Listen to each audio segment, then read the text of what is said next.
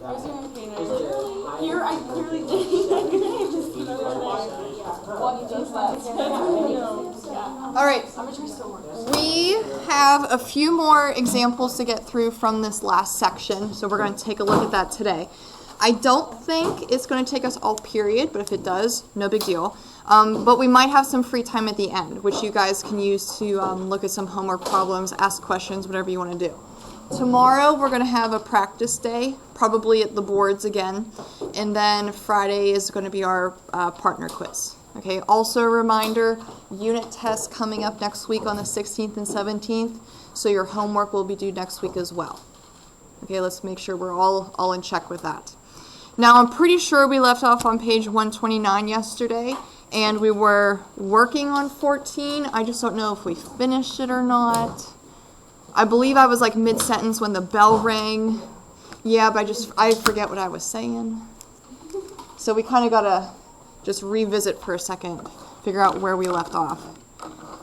Did we actually plug in 3.1? Yeah, okay. So using the equation of the tangent line from 13, okay, it literally says find the tangent line approximation. So you're going to use the tangent line. We'll plug in 3.1. No calculator needed because we're geniuses. 3.1 minus 3.1 times negative 3, negative 0.3. And then add the two, 1.7. Did we get that far? Yeah. Okay, so this is what I think I was saying mid-sentence and then the bell rang. If you take a look at the wording of the question, okay, find the tangent line approximation, okay, the AP exam has the purpose or the intention to get you guys to start writing and communicating mathematically. So whatever you write on your paper should mathematically be true or make sense. So if you were to leave your solution like this, y equals 1.7, you would actually miss a point, even though 1.7 is the correct response. Can you think why? Yes? Because that thing is exactly 1.7 and not the squiggly. So you're saying that the actual function value is 1.7, whereas we know the tangent line gives an approximation to the function value. Okay, if you flip the page, I think it was the very first question from this section, we got like negative 2.2 and negative 2.195. Okay, they were really, really close together, but they were clearly not exactly the same. So if this is our approximation, we have to show that it is an approximation by using a squiggle. So you can do one of two things. You can change that equal to a squiggle, like that. Or we can write a whole nother statement. H of 3.1 is approximately 1.7. Okay?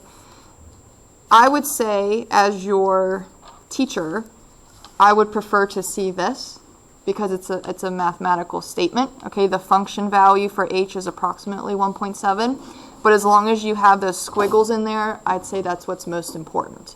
Okay, because it was an approximation. So be aware and mindful of the wording. Okay, if it says approximate or estimate, make sure you use the squiggles. All right. 15. Find the value of each of the following limits. So if you were to go forever to the left on the h of x graph, can we determine what would be happening? So we have like one of three options. We either go up, we go down, or we level. Can we think about what it's doing? What do you think, Nate? Well, h of x would be going up because h prime of x is increasing. Oh, look at, not increasing. H prime of x is Above the x-axis. positive. Okay, so the derivative information at the top, notice how as you go to the left for the x's, the derivative values we would assume, because it's a polynomial, would continue to remain positive. So if the derivative is positive, our connection to the original function would be that it's increasing, so that means it would be going up forever. Okay. Similarly, on the right-hand side, what's the original function doing? if you take a look at the table for the derivative, notice how the derivative values continue to get negative. So if the slope is negative, your function is decreasing, meaning going down forever. Okay, so that was the remainder of that question. We doing okay? Yes? So if the slope is positive towards the left, maybe I'm not saying something. Wouldn't that mean that the... Oh, you're right, because we're reading it from left to right. We might have to change that. If the slope is positive, then it would be increasing to the right, but decreasing. But then we would be decreasing, because we're tracing it to the left, or this is your left, right? So, let's try this. Maybe we'll draw a little picture. So we have a horizontal slope at -2. Okay, slope is 0. Horizontal tangent line. And we're positive before and negative after, so that we said that was a maximum, right? So just for a general point, we'll call this a max. So we know it looks something like this. Okay, and then at 7, we had another horizontal tangent. You're negative before, negative after, so that'd be a level slope. So somewhere at 7, we'll put it right here, you decrease, level, and then continue to decrease because you're still negative. You're right, Jack. So we have to revisit how we were doing this because we're tracing it to the left, but if it's increasing to the left, you're actually going down. That's tricky. Okay, so notice how if this is a possible graph for h of x, if you were to trace the left-hand side, you'd actually go down, and the right side would actually go down as well. So they're both negative infinity. Okay, we'll put negative infinity and negative infinity there. So what's a little tricky, and I think I fell for it too, was notice how if this value is positive, you're increasing on the left-hand side, but if you're increasing to the left, you're actually going down, because even though you're going up, you're actually going down. Can we see that reverse? It's kind of reverse psychology. Tricky? Okay. Good catch, Jack. Was the other one all right too? Was that one negative infinity? Yeah? Okay, good catch. So I might have to revisit that with the other class too, because I don't know if we caught that. Good job. All right. Let's go ahead and try the next one. Hopefully we don't have a thinker like that one. Yeah? So on page 130, okay, notice how we have a different information given to us. There's no graph, there's no table, but we do have an equation, okay, and notice the little prime in there. So this is a derivative equation, okay, not an original. So let's see how we can go about these. On what intervals is f of x increasing, decreasing? Justify your answer. So there's no picture or graph or table to go off of this time. We got to think about how we can use this equation to help us answer those statements. That's okay. We'll just leave it there. It's been a long day. Okay. How do we want to go about that? How can we use a derivative equation to help us figure out increasing and decreasing intervals? Yeah? Do like that table, we do negative infinity to a 0 of the derivative. There we go. We'll make a table or make that sign chart. Okay, so if we can figure out pluses and minuses, we know where we're increasing and decreasing. So the first thing we said, or Kyle said, we have to find the zeros of the derivative. What was the vocabulary term that we used to represent those points? Yeah. Critical points. Okay, so can we find those critical points? The values that make the derivative 0. Yes? 0 to negative 3. Okay, so it's nice that it's already factored for us. Okay, we can figure out those perfectly.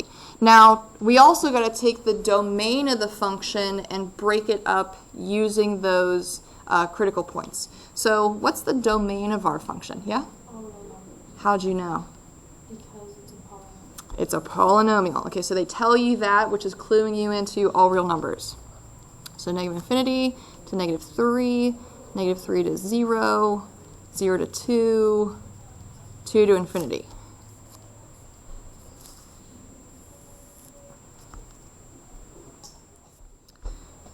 All right, so we're going to pick some values within the intervals and plug them into the derivative. Okay, we're going to see if the derivative is positive or negative, and whatever the case may be, that should tell us something about f of x.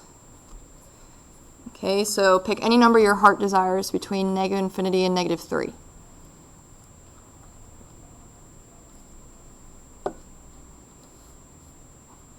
Negative 4?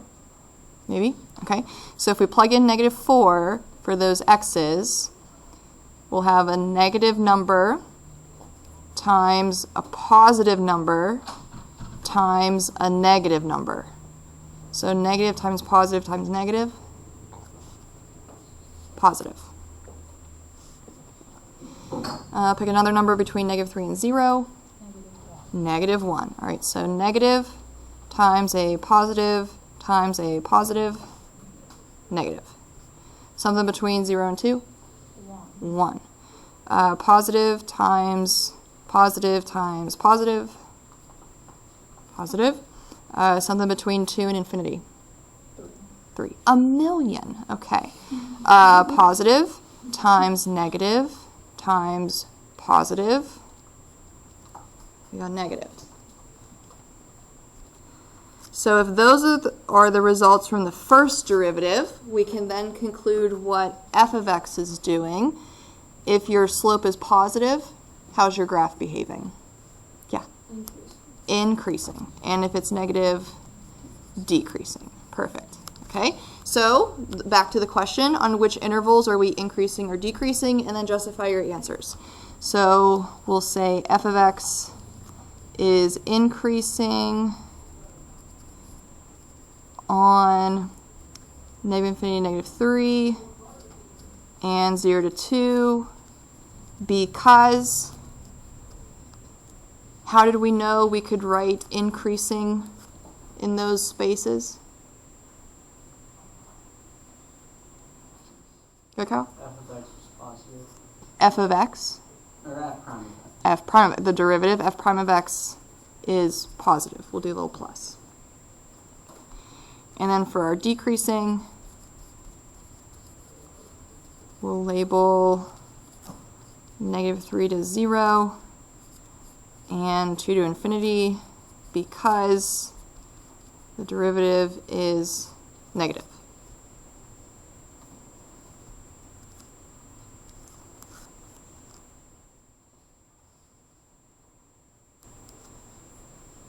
After you guys viewed the video assignment for that section, when you did the sign chart, I had a few of you come up to me and said that you really liked it.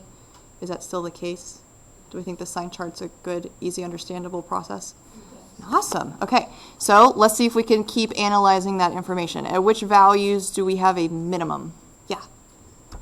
I have a question. Go ahead. How would you read this to be able to tell, like, when you're talking about if one of them is above the x-axis or below, what does that determine? Is that when f of x is So if you want to use that phrasing, like above x-axis or below x-axis, like what does that pertain to? that pertains to the positive or negative. Okay. So if you're positive, you're above. If you're negative, you're below.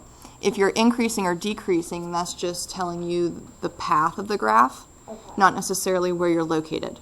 Because I can be increasing underneath the x-axis, but I could also be increasing above the x-axis. Okay. This is a direction, whereas this is a location. So derivative graphs are the only ones that you say that they're above or below the x-axis, or do you do that with? For now, yes. Yes. Okay. We'll eventually talk about how we can look at a derivative and still determine like increasing, decreasing. Okay. But for now, it's above or below. Okay. Okay? Great question. Can we find a minimum? What do you think, Sarah? X equals 0. Because? It goes, if f prime of x equals 0 and it changes from negative to positive. There we go. You caught yourself because you almost said it, right? Yeah. Good catch. Okay, so the derivative equals 0 and changes negative to positive. Perfect. So if the derivative is changing negative to positive, we know f of x is changing, decreasing to increasing. So notice how that motion would create that low point, okay, a minimum. What about a max, on the other hand? Go ahead, Hannah. -3 and 2. Because? Because f prime of x equals 0 and changes positive to negative. And changes positive to negative. Perfect. So if the derivative or slope is changing positive to negative, we know f of x, the original graph, is changing increasing to decreasing. So it's creating that high point. Good. Now, Hannah, you could have said f of f prime equals 0 and changes above to below x-axis. Okay. If you don't want the positive or negative. Okay. All right, let's try 19. We're on a roll. If f of 4 equals -1, what is the equation of a tangent line? What do we need to find first?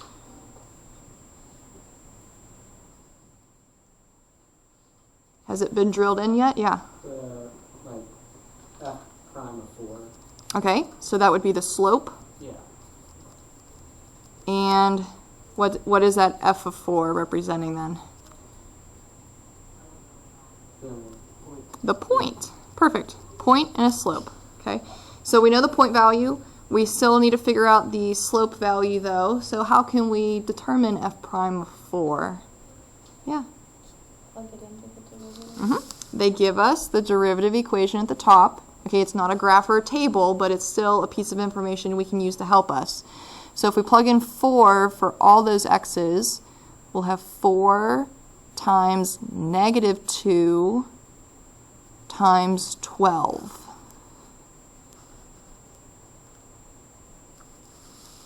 So what's our slope? Yeah? -56. That's a pretty darn steep slope, right? Down 56 over 1.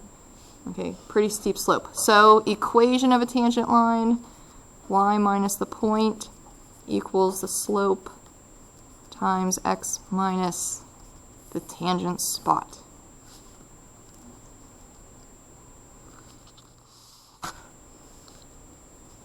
All right, so speaking of a tangent line, how about we approximate f of 4.1? So even though we don't have the actual function, okay, we can still figure out a particular point on that graph, or at least roughly what it would be. So we can go ahead and use that tangent line and plug in 4.1. No calculator, because we're geniuses. 4.1 minus 4.1 times -56, yeah? Isn't it not decimal? Did I change it? Isn't 0.4? Oh, I missed the negative. Yep, so that would be negative. So this would be plus, plus, plus, plus. Good catch. My copy error.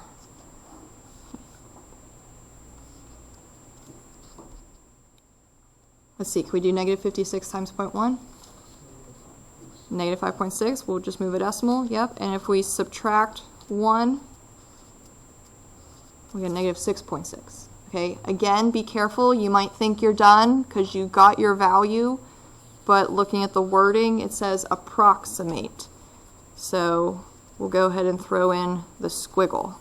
So the function value is approximately -6.6. Okay, we know it's going to be a little off. If we happen to know the concavity of the graph, we could determine over or under, yeah? Wouldn't the slope be -42 instead of -56? Because if you plug in 4 to the f prime of x equation, wouldn't you get -42? Let's see, we said it was 4 times -2 times 12. Wait, times 7 to 7. Oh, 7. I think I said 12 before, right? Yeah. Yeah, because I multiplied them instead of adding them. Like I said, it's been a very long day. You're still getting 56. So this would be -8 times 7, which is -56. Oh, wait, I added 4 and 2. See, it's been a long day for you too. We just need a mental break, right? Yes. Okay, we're almost there though. Where Is this better though? Negative 6.6? Okay, make sure you use the squiggles. Well, there's more though. Explain why this is a good approximation.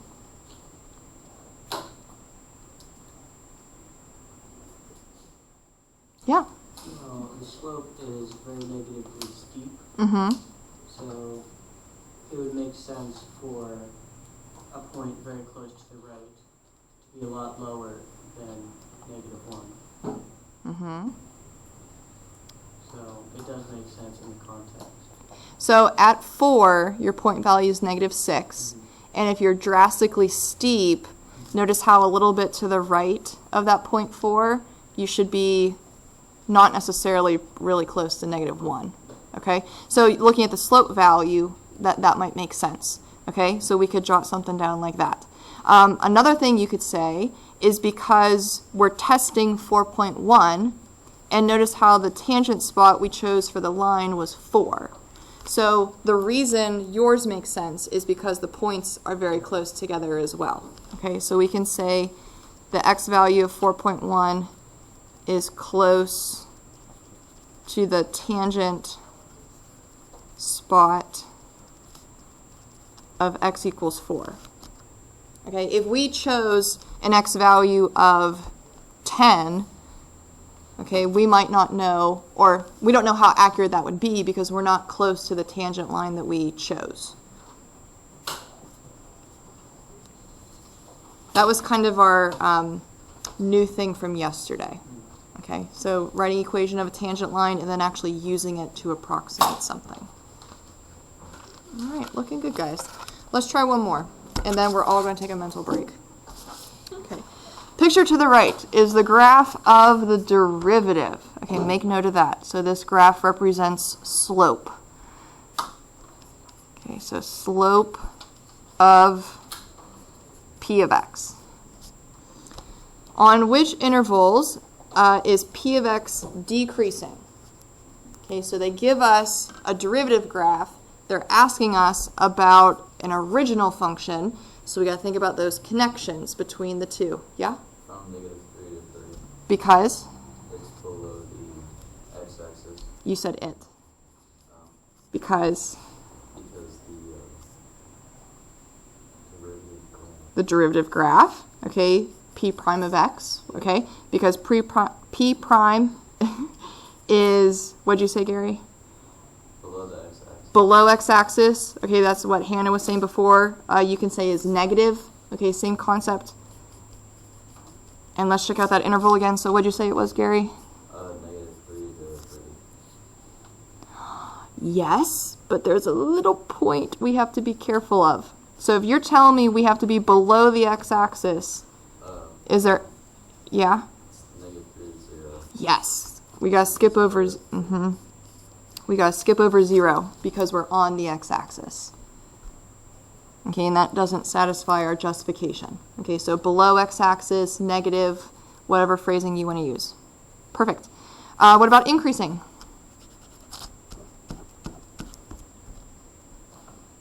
Right, Hannah? Negative infinity to -3 and 3 to infinity. Because P prime of x is above the x-axis. above x-axis, you could say is positive. Looks good. All right. Can we find a maximum for the original function? Not necessarily the ordered pair, but at least the location where it is? Like an x value? What do you think, Carl? X equals 3, Because? since p prime of x changes positive to negative, All right, equals 0 and change. and changes positive to negative. Perfect. Yeah. That's fine. Long day. Let's see. I had my moment. Nate had his moment. Kyle had his moment. We've had our moments throughout the day, right? Okay. We just have Jack keeping us all in line, right? All right. Oh, and then Sarah kept me in line for the last one too. Okay. At which x values do we have a minimum? Good, Hannah. 3 because P prime of x equals 0 go.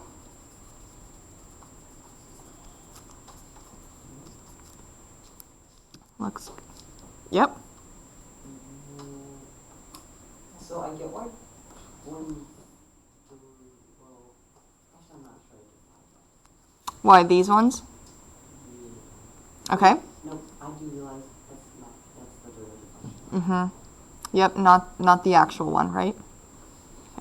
All right, approximate the value of p of 1.8 using a tangent line if we know p of 2 equals -3.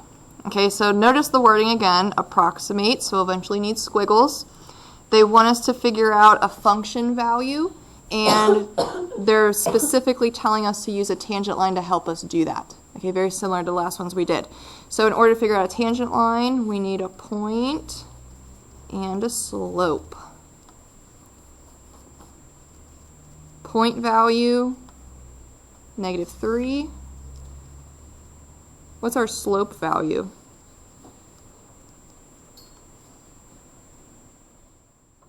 You see it, Hannah? -4. -4, good, that comes from the graph. Okay, this is the slope of the derivative. So if you plug in 2, you'd get -4. Okay, the slope on the p graph at that spot. So we can use our equation, y minus the point equals our slope times x minus our tangent spot. All right, so let's get our approximation. We'll go ahead and plug in 1.8. Notice how this should be a pretty good approximation because 1.8 is close to 2. It's not like we're checking some random other value. And we're geniuses, so we won't need a calculator. 1.8 minus 2. -0.2 times -4. 0.8 minus 3. -2.2. Okay, so approximation means squiggles. P of 1.8 is approximately -2.2. Okay.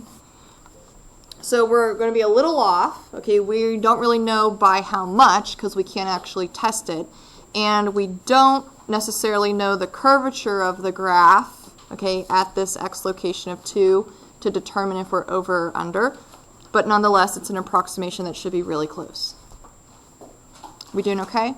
I think these questions, I'm hoping, were at least a good review. Yes? In order to find the exact one, could you take another point that's equidistant from the point that you did just on the other side and then find the middle point? Or So instead of choosing 1.8, you're saying like pick 2.2? no, I think you did 1.8 and 2.2, then if you find the middle between those 2 points, then you get the exact same. Average the two of them? It might be interesting to try that. I don't know what the exact point value would be, but that might be a good thing to test. Okay? I like it. Now, there is one thing I just wanted to go over. You don't have to write this down, okay? I just want you to pay attention. When it comes time to justifying these maxes and mins, notice how we have these two reasonings we have to state. Okay, the derivative has to be 0, and it has to change sign in some capacity. Okay, we're eventually going to talk about derivative graphs that are not necessarily fluid, okay, and smooth like this one is. We might actually get to holes, jumps, and asymptotes. Okay, we're going to step it up a little bit if it's discontinuous.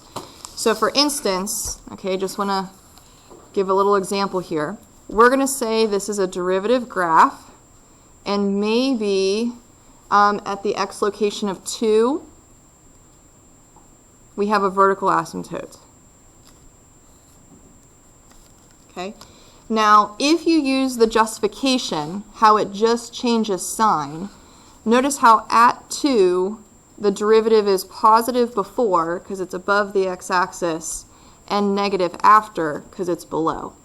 So if it's changing positive to negative, you might think that you have a maximum, right? Because you have that sign change. But what we don't have is this criteria. You see how the slope is not 0 at this spot? We don't physically have a point there, okay, because of that asymptote. So just because there's a sign change doesn't necessarily mean that you have a maximum or a minimum. Okay, it has to fit both of those criteria. Can we understand that? Or see that? Okay, that's something in the future we're going to get to, but I just want to make sure that it's not just the changing in sign. Okay, we also have to make sure that we have a slope of 0. Okay, that horizontal tangent. Perfect. All right, we're officially done with Unit 2. So for the remainder of the 10-ish minutes we have, feel free to work on some homework problems, or I'll be around and you can ask any questions you might have. But tomorrow we're going to have a review/practice day, and I'll let you know who your partners are for Friday. Okay? Deal. We'll take our mental break.